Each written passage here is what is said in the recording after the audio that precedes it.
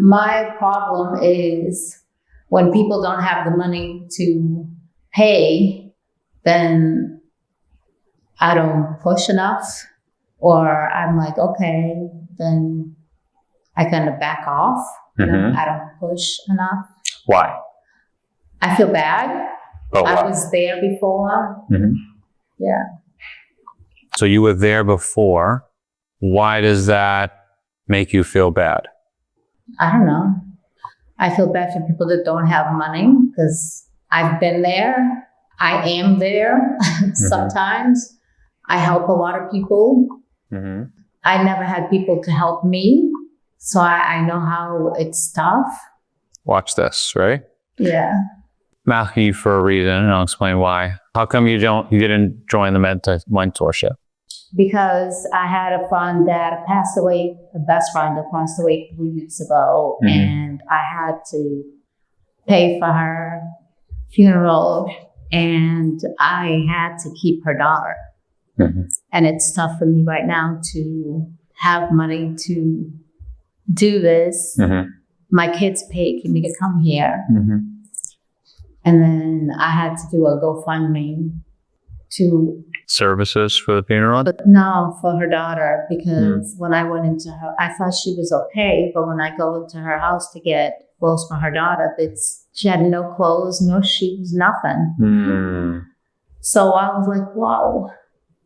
So now I have 2 boys that are old enough, and I'm going to have a granddaughter come in April, and now I'm stuck with not stuck, I can't say that.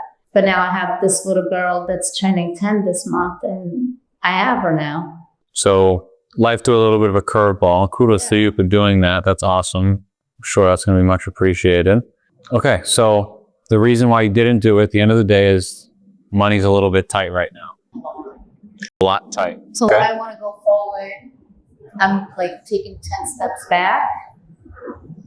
I'm grateful for my kids that got me here. Mm-hmm.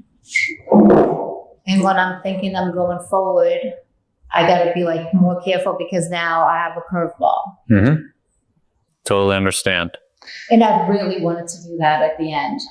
Totally understand. Let me ask you a few questions. Credit score, 600s, 700s, 500s.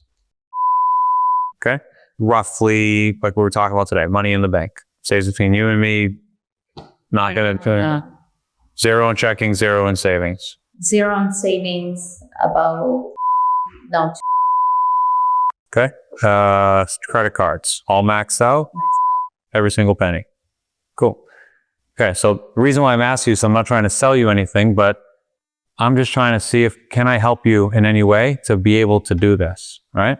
And if you physically cannot afford it, whether you go talk to your kids or whatever, you can't afford it right now. But I don't feel bad about asking you because you really want my help, right? So for your people who really want your help, they'll really appreciate you sitting down, having a face-to-face conversation like this or messages and just like, hey, let me just ask you a few questions, a little bit personal. I want to help you. Let's see if I can help, right? Do you think what I just did I should feel bad about? No, right? That's what you should do. So the people that don't say that I don't have the money.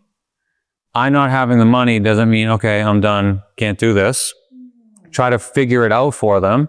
And if they can't, they physically can't. But if they can, try to show them, here's how we can make this work. For example, if you told me your credit score was 690, you have $5,000 in savings and you have 500 on a credit card, I'd say, okay, here's what we do. We'll take this much out of savings. Get a loan for this much, and we'll do a little bit of this credit card here. Boom. You may have not known that I have all these different options for you.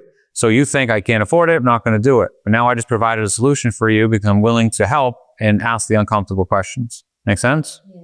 So be willing to do that, even if someone says I can't afford it, because you may be able to make someone who really wants to do it be able to afford it. But they just don't know. They think, oh, wow, $3,000 program. I don't have that right now. Well, they may not know they don't need the whole thing right now. Make sense? That's why I asked you that. Thanks for coming.